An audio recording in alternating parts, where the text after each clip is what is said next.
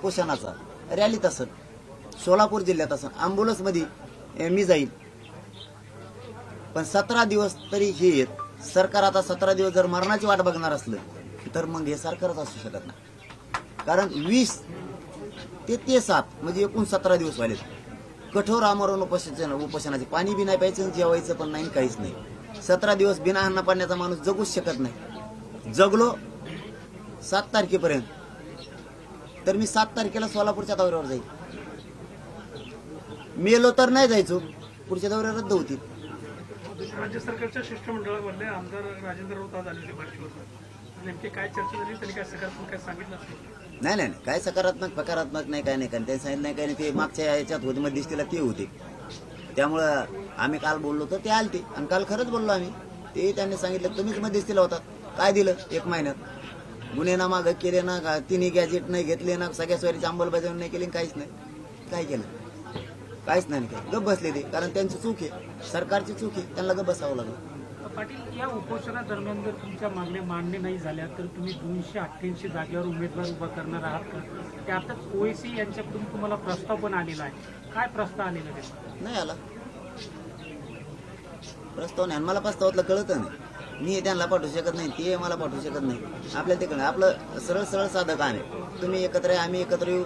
दलित, मुस्लिम, मराठा, धनगर बांधव, लिंगायत बांधव, जे गरजवंत आहेत एकत्र येऊ आणि आपण लढू.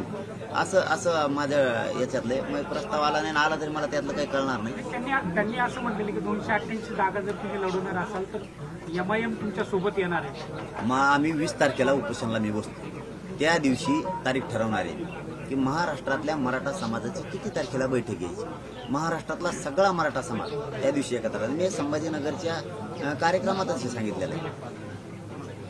सांगितलेलं आहे की 20 तारखेला आम्ही तारीख डिक्लेअर करणार आहे. त्या तारखेला महाराष्ट्रातल्या मराठा समाजाला यायचं, आणि ती महाराष्ट्रातली बैठक समाजाला विचारून, मी ज्यावेळेस बैठक होईल त्यावेळेस समाजाला विचारून ठरवणार आहे 288 उभा करायचे का 288 पाडायचे. ओएसी यांच्याकडून प्रस्ताव त्यांनी बोलून दाखवलेले आहे, तुमची काय प्रतिक्रिया? नाही, त्याला काय प्रस्ताव घेतो. मी म्हणतो कचा एकत्र बसायचं, दाना सुरू करायचं सगळ्यांनी. न्याय द्यायचा त्यांच्या जातीला, आम्हाला द्यायचा आमच्या जातीला, दलितांना द्यायचा त्यांच्या जातीला, धनगरांना द्यायचा त्यांच्या जातीला, 12 बलुतेदारांना द्यायचा, लिंगायत समाजाला. आपण एकत्र येऊ, बसू सगळेजण आणि ठरवा कशा करायचं लढायचं. सगळ्या जाती धर्माचे लोक मिळून लढू आणि सत्ता गोरगरीब देणारे बना. आपण आपल्या जातीला न्याय मिळाले हे नाही देऊ शकत गोरगरीबाला न्याय. प्रसाद लाड म्हणाले की मनोज जरांगे यांना डीडी नावाचा रोग झालाय. डीडी म्हणजे देवेंद्र द्वेषी. हे कोण आहे बांडगुळ? आता हे कोण आहे बांडगुळ? कवर थुकासाठी तो म्हणा लोकांचा बांडगुळ आहे. माझ्या नादावर नको पडू. तू किती पैशावाला आहे आणि तू किती करप्टेड आहे. मनोज जरांगेच्या नादी लागू नको म्हणा. अख्खे राख लागन तुला. गवऱ्या सुद्धा नाही खातायच्या शियानं थापिलेल्या. मनोज जरांगेच्या नादी लागू नको म्हणा तू. हो, मनोज जरांगे जातीसाठी लढतो आणि तू जात विकून तो घर मोठं करणारी अवलाद येतोय म्हणा. तू माझ्या नादी लागू नको. तो कोणी तू तुपल्या अवकातीत राह. देवेंद्र फडणवीसच्या पायाचा ठेव, नाही तर त्याचा गुख आहे. हा, माझ्या नादी नको लागू तू. हा, मी तुला म्हणतो का काही? तुला का मी तोडर नाव घेतलं का? तू लाड कोण आहे काय आहे मी म्हणलो का? तू किती मोठा श्रीमंत आहे. उलट तुम्ही भूषण होतात आमच्या जातीचे, मोठा लोक आहेत म्हणून, पण तुम्ही नीच नालायक नाही घालात. तू आम्ही म्हणलो तुला तू असं का मागू? तू त्याच्या पायाचा ठेव, थुकाचा ठेव, त्याचा गुख खाजायची कर रोज मुठभर. आम्हाला काय देणं घेणं नाही ना. आमच्या गरीब मराठ्या ढवळाढवळ करू नको. तुला मागात पडन ते लाड्या का कोणी तू. हा, लाडे गुलाबी जमत नाही मायापाशी. हा, असले झिंगूर झांगूर लय येतात लय जातात. हा, तू मला म्हणजे मला डोकं गरम करायचं काम नाही करायचं. तू तुपल्या अवकातीत राहायचं. मी तुला बोललो नाही, तुपल्या कुटुंबाला नाही. हा, तुपला बाप कुठं असतो, तू कुठं असतो, तू कुठं असते, तुपलं कुटुंब कुठं असतं मी काढत नाही. कारण मला तुमचा आदर आहे मराठ्यांच्या मोठ्या नेत्याचा. पण तू जर रोग झाले कुठं काय झाले, मला डीडी झाला कोण बोचा झाला कोणचा सांगत जातो नको मला तू. हा, तू माया नादी लागू नको. तुला मी सरळ सांगतो, तू देवेंद्र फडणवीस मोठा होय, मंत्री होय, आमदार होय, तुला शुभेच्छा आहेत आमच्या. हा, तू त्याचा रोज गु खाताय तरी शुभेच्छा आहेत आम्हाला तुपल्या. आमच्यामध्ये ढवळढवळ करू नको. आमच्या लेकराचं वाटलं झाले. तुला एवढा राग येतो ना, कोण येतो हरामखोर भांडगुळ, तुला एवढा राग येतो ना. ज्या पोरांना कुणबी प्रमाणपत्र मिळालेत का, त्या कुणबी प्रमाणपत्र मिळालेल्या पोरांच्या भरत्या असे 400 ते 500 पोर आहेत. त्यांना ठाण्याच्या एसपीनं कुणबी प्रमाणपत्र मिळालेलं असून बाहेर काढे ओपन मध्ये टाकलंय. तुला जर मराठ्याचे काही असतं असेल ना, तू जर मराठ्यांच्या रक्ताचा असेल ना, ते देवेंद्र फडणवीसने का केलं विचार त्याला. माकडा कुठं शेण खातो कुठं बोलतो. त्यांनी एक आमदारकी दिली म्हणून चाटितो का त्याचं थोका? भंगार सगळ्या दुनियाचं तू. माझ्या पोराचे वाटोळे झाले, तुला काय होतंय? हे पोरगा आलाय आता कुठे रे ते? चल इकडे, हे दे प्रमाणपत्र तो. चल ये इकडं. लाड्या असं असतं माझ्याकडे, डायरेक्ट बाप दाखवून श्राद्ध घाल. असं काम असतं. तू यासारखे थुके चाटीत नाही मी देवेंद्र फडणवीसची. चल दाखव. चल घे इकडं. बघ हे ठाण्याहून आलंय. ए लाड्या गचपाने मराठ्याचं गुकावर खातो, मोठा होतो. हे बघ हे पोरग आहे, याचं नाव आहे सकाराम रामचंद्र ढोणे. जिंतूरचा आहे, परभणीचा. ह्यो पोलीस भरतीत आहे, बरोबर का? ठाण्याला याचा नंबर लागलाय. याच्याकडे कुटुंब प्रमाणपत्र आहे. हे प्रमाणपत्र घेत नाहीत. ते काय म्हणतो तो देवेंद्र फडणवीसचा SP. 400 पोर आहेत असे मराठ्याचे. ओपन मध्ये जाय, नाही तर रिजेक्ट करतो तुला, जाय घरी. मारतो का 400 पोर? ए देवेंद्र फडणवीसची बाजू उचलणाऱ्या दलिंदर दुनियाचा सगळ्या तू माकडा. मला जातीसाठी जीव तळतोय मा. तो हा देवेंद्र फडणवीस मोठा करायसाठी जीव तळतळायला लागलाय आणि मा जात मोठी करायसाठी जीव तळतळतोय. कशाला तळतळत घेतो रे भंगार? आणि सांगायला लागला मला कोणता रोग झालाय काय झालाय. त्या देवेंद्र फडणवीसचा बघ ना, पॅन्टी शर्ट काढून त्याला कोणता रोग झालाय. मारतो का मग पोर मराठ्याची? मराठी परवडायचे नाही तुला. कोण लाडे का गोडे आहे तू? कोणचा परवडायचे नाही तुला. मी स्वाभिमानी म्हणून असं कचाकच बोलतोय. मला जात मोठी करायची. झालं त्या पोराचं वाटलं. कशाला दिलं रे CB सुद्धा 10% आरक्षण?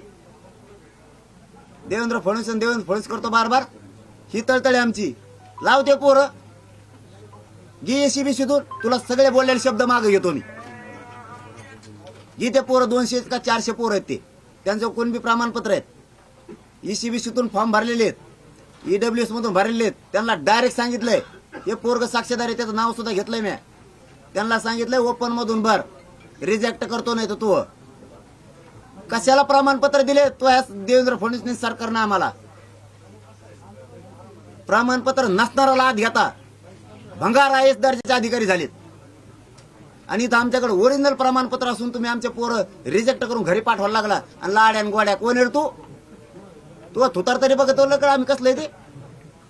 तो ह्या तोंडावर मुत्त म्हणलं तरी एका मराठ्याचं मुतायचं नाही. तो थोबाडच बघत नाहीत आम्ही. ज्याच्याकडे थोबाड बघत नाहीत ते कशाला थुकासाठी तू रे? बरंच तुला लय प्रेम आहे ना देवेंद्र फडणवीस लग्न कर. इथं माझ्या मराठ्याला त्रास देऊ नको उगाच. हा मी जर चुकलो विनाकारण देवेंद्र फडणवीसला बोललो तर मग बोल. विनाकारण आम्ही त्याला 50 बारे सांगितलं. तेव्हा राजेंद्र राऊत एक आमदार होता. आमचे ते शत्रू नाहीत. आमचे कामं करा. मुलीला शिक्षण मोफत केलं तुम्ही. कशाला अटी घातल्या त्याच्यात? सगळ्या जाती धर्माच्या मराठ्यांच्या मुलीला अटी घातल्या. सगळ्या OBCच्या होत्या, SC STच्या सगळ्यांच्या होत्या. त्या दुसऱ्या NT VJNTच्या होत्या. काय अटी घालायची गरज होती? मोफत शिक्षण केलं ना. व्हॅलिडिटीचा अट घालायची काय गरज आहे? मोफत शिक्षण केलं ना पुरीला. मग अटच ठेवू नका ना. विना अट करा ना मोफत शिक्षण. अट कशाला? अटी शर्ती कशाला पाहिजे तुम्हाला? लाड्या गाचपाण्या कुठून आला तू? तू मराठ्या संघ खेटू नको. हा तुला शहाणपणानं सांगतो, खेटू नको. पैशाचे मस्ती असन, पैसे फेशे पुरत नसतात मराठ्या पुढं. शहाणा होय. देवेंद्र फडणवीस हे चाल सुरू केलं का आता? होय देवेंद्र फडणवीस बघतेत का? दिसतेत का कोणाला? बघत आहेत कधी? प्रेस जर बघत असले ना देवेंद्र फडणवीस साहेब, तुम्ही हे मराठीचे लोक अंगावर घालू नका आमदार. तुम्हाला जाहीर सांगतो, तुम्ही मराठ्यांचे आमदार मराठ्यांचे मंत्री आमच्या अंगावर घालू नका. मराठ्याच्यात तुम्ही मराठ्यात मारामारी लावू नका. देवेंद्र फडणवीस साहेब तुम्हाला गोडीच सांगतोय मी. तुम्ही मराठ्यात देवेंद्र फडणवीस साहेब मारामारी लावू नका. हे मराठ्याचे आमदार मराठ्यांचे मंत्री आमच्या अंगावर घालू नका. तुम्हाला जाहीर सांगतोय मी देवेंद्र फडणवीस साहेब, तुम्हाला 4थी वेळ आताच्या आता 14th सांगतोय. आता मराठ्याचे आमदार मंत्री हे मराठ्याच्या अंगावर घालून मराठ्यात मारामाऱ्या लावू नका. मराठे आता मारामाऱ्या करणार नाहीत. तुमच्याकडे निघतेन बरं का. तुम्हाला मी खरं सांगतोय, तुम्ही मराठ्याच्या जीवावर मोठे झालात, मराठ्याच्या आमदाराच्या जीवावर मोठे झालात. तुम्ही मराठ्यात मारामाऱ्या लावू नका. फडणवीस साहेब तुम्ही मजा बघू नका आमच्या मारामाऱ्या लागलेल्या. मराठी जर खवळे ना गय करणार नाहीत.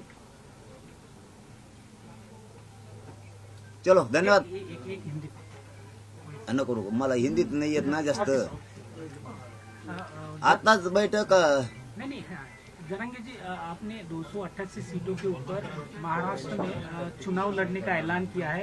इसी ते बारसकरांची गाडी पठाणमध्ये जाळली आता आंदोलन करतात पंढरपूरमध्ये. सॉरी बारसकर कोणी महाराज तुमच्या विरोधात गेले, त्यांनी प्रेस घेतली होती, त्यांची गाडी. ते मला माहिती नाही. माझी बैठक चालू होती. उगाच काय त्यात काही असं स्टंट फंट कोणाचा. डॉक्टरांच्या तोंडाला काळं फासलं ही घटना झाली, ह्याच्याकडे कसं बघा? ते आता तू कसं बघता म्हणजे त्या टायमाला त्याचं उत्तर दे ना. कसं बघता म्हणजे काय आम्ही काय वेगळे थोडेच आहेत काय? आम्ही थोडेच काही समर्थन करतो कोणाचं असं नाही ना. काही ज्या गोष्टीबद्दल माहितच नाही त्याच्याबद्दल काय बोलावं. जे मी बैठकीत वरी आता तुमच्या तोंडातून ऐकलं की कुठं काय झालंय, पण ते आपण नाही समर्थन करत असल्या गोष्टी. आपल्याला काय भेटायचं आपण समोर भेटत असतो.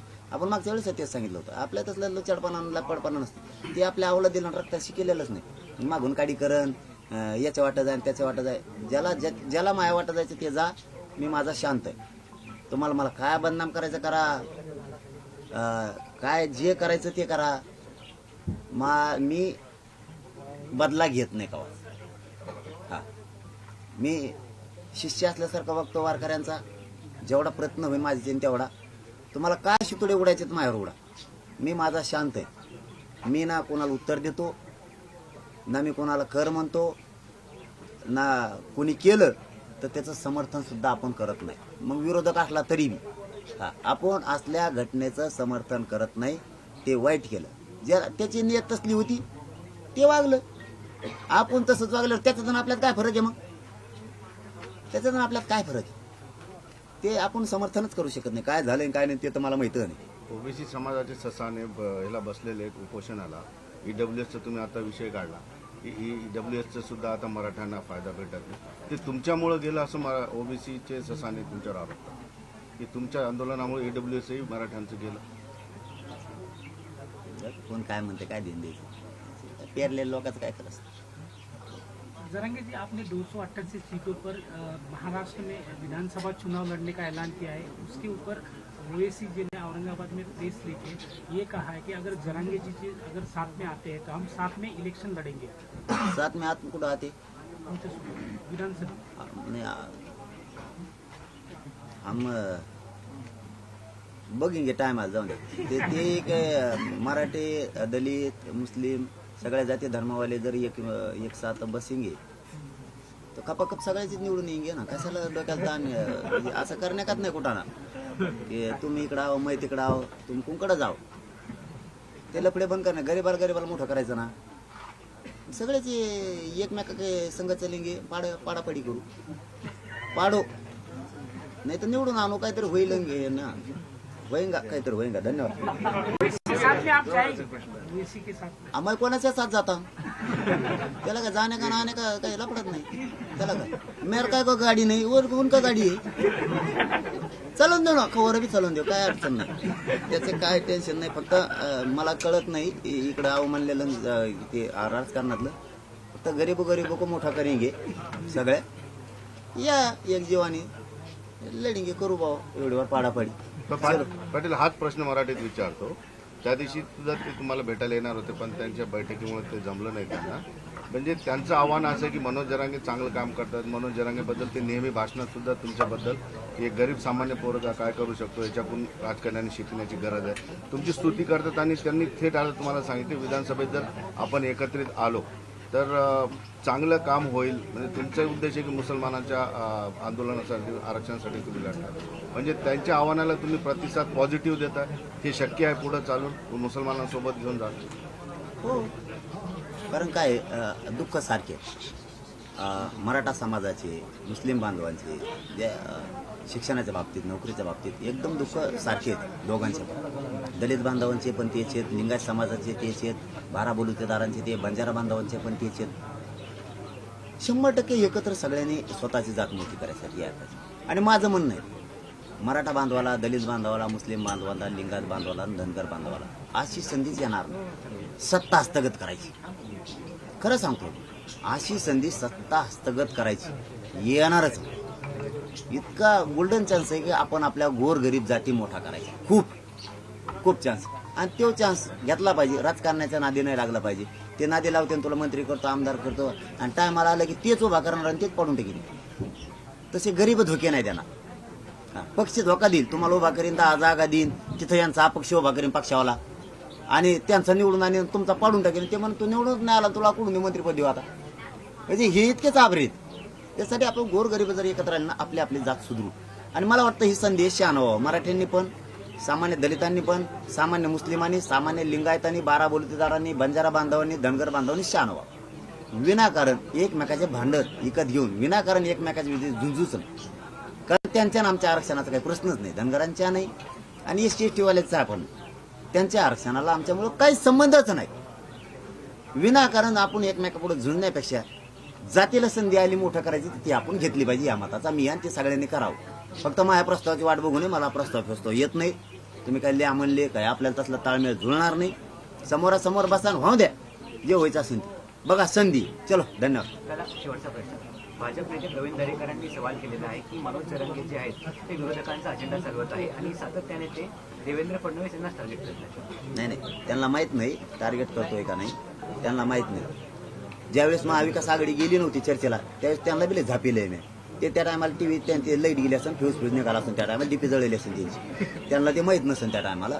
पण मी बोललोय आणि त्यांना विरोध का करतोय तर ते एकच काम करेन ना, ते आमच्यावर अन्याय करायला लागले. आणि दरेकर साहेबांना माझी विनंती आहे की तुम्ही त्या जातीचे, ज्या जातीत जाल मला त्या जातीचं फक्त हाल बघा, मग तुमच्या लक्षात येईल आम्ही का बोलतो. 10 महिने झाले फडणवीस साहेब आमचं एक बी काम करेनार. तुम्ही या, तुम्ही करा. मराठ्याला सांगतो तुम्हाला डोक्यावर घेऊन नाचायचं आणि तुमच्या नेत्याला सुद्धा. फक्त काहीच माहीत नसताना राजकारण करायचं म्हणून आरोप करू नका, एवढी दरेकर साहेबाला माझी विनंती की आरोप करायचा म्हणून करू नका, सत्यता सुद्धा बघा. तुम्ही स्वतः या. 20 तारखेला उपोषण सुरू होतंय. तुम्हाला आम्ही दाखवून देतो काय दिलं, तुम्ही आम्हाला दाखवून द्या देवेंद्र फडणवीस साहेबांनी काय दिलं. होऊन द्या 1 to 1. ते बी इज्जतीनं, सन्मानानं तुम्हाला आमंत्रण. आणि मीडियाच्या माध्यमातून देतो. हे मी 10 महिन्यात कोणालाच दिले नाही, कोणालाच. तुम्हाला सन्मानानं आमंत्रण आहे. तुम्हाला सन्मानानं, इज्जतीत सगळे देणार पण वापस आणणार पण. एक आयोग सुद्धा म्हणणार नाही तिथं बसलेला माणूस तुम्हाला. सगळा सन्मानावर या. तुम्ही चर्चा करा. 10 महिन्यात आमचं काय वाटलं झालं आम्ही सांगतो. तुम्ही सांगा काय दिलं, आम्ही सांगतो तुम्हाला. आणि मग म्हणा देवेंद्र फडणवीस चुकले का मी चुक. पण येताना तुम्हाला न्याय करावा लागेल. ते खोटे असले त्यांना खोटं म्हणावं लागेल, मी खोटं असलं तर मला खोटं म्हणावं लागेल. आणि मीडियाच्या समोर बोल. दरेकर साहेब इतका प्रामाणिकपणाने मी तुमच्याशी बोलतो. काहीतरी नेत्यांचे, मराठ्यांचे नेत्यांची इज्जत आमच्या नजरेत असेल म्हणून आम्ही या भाषेत बोलतो. आम्ही दाखवून देतो आमचे किती हाल झाले आणि काहीच दिलं नाही. तुम्ही दाखवून द्या काय दिलं. मीडिया समोर तुम्ही स्तुती करा. देवेंद्र फडणवीस साहेबांची दिली असलं तर, नसन दिलं तर त्यांना खोटं ठरवा, आम्हाला खोटं ठरवा. समोर चलो, धन्यवाद. बार्शीचे आमदार आले भेटायला तुम्हाला, नेमकं प्रतिनिधी म्हणून आले होते का वैयक्तिक भेट झाली, काय चर्चा झाली? नाही, संडास बरी झाली म्हणून आलती ते. म्हणजे त्यावेळेस ते चर्चेच्या दरम्यान त्यांना आले नव्हते ते. मग आता ते आले, बसले, बोलले, ते शेवटी झालं गेलं आता विषय. त्याला काय ते बोलायला नाही. तुमच्या गोळीमुळे बरी झाली. दवाखाना तिथं आहे, सागर बंगला इकडं नाही. पण ते जाऊ द्या. काय ते मध्यस्थी केली त्यांनी, त्यावेळेस ते आले नाही. जे खरं होतं ते मला बोलून आलं. त्यांनी ते सांगितलं आता की असं असं होतं, तसं होतं. काय सांगितलं त्यांनी मला काय नाही. ही वेळ आल्यावर मी तुम्हाला बी सांगत, त्याची काय अडचण नाही. तुम्हाला लपेणार नाही, 100% सांगत. करतील, पुन्हा प्रयत्न करतील. ते समाजासाठी त्यांनी करावेत. माझा समाज मोठा करावा. मग राऊत साहेब असू नाही, दरेकर साहेब असू नाही, किंवा राजे साहेब असू, शंभूराजे साहेब असू, समाज माझा मोठा करावा एवढीच माझी प्रामाणिक इच्छा. राजकारणात आम्हाला जायचं नाही. तर समाज आता मोठ्या प्रमाणात विरोध करतो की तुम्ही उपोषणाला बसू नये, होणार आहोत. समाजाच्या बाहेर जावं. 20 तारखेला ते समाज, तुम्ही म्हणता की समाजाच्या शब्दाच्या बाहेर तुम्ही नाही, नेहमी म्हणता. पण आता समाजाचा सुद्धा, तुमच्या बैठकीत सुद्धा तोच उल्लेख झाला की उपोषण नको, तुम्हाला तुमची तब्येत करावं. मी मान्य करतो. पण काय म्हणजे समाजाचा रेटा असला तरी तुम्ही उपोषण करता? काय माझी शक्तीच ती आहे समाजाला न्याय देण्याची. आणि आतापर्यंत त्या शक्तीच्या जोरावरती आणि समाजाच्या ताकदीच्या जोरावरती हे संगम जुळल्यामुळे समाजाला मिळालं. काय आहे, माझं घर दुसरं असताना एवढा मोठा समाज म्हणल्यावर खूप वापर केला असता समाजाचा, कुंकड पळीला असता, काही केला असता. मला माझ्या समाजाला त्रास होईल असं नाही वागवायचं. की मला माझ्या शरीराला झीज झाली तरी चालतंय, माझ्या शरीराला त्रास झाला तरी चालेल, मग समाज मला मोठा करायचा आहे. मला असं वाटतं की आपल्या उपोषणामुळे जर समाजाचं कल्याण होणार असलं, मागच्या उपोषणामुळे 7-8 पुरावे तिकडं हैदराबादला सापडले आणि आता जर या उपोषणामुळे लागू झालं तर माझ्या समाजाचा ताण जाईल, कमी होईल, समाज अडचणीत यायला नको, लाख मारायचे नको, एक मेला तरी चालतो पण करोडो समाज सुखी झाला पाहिजे.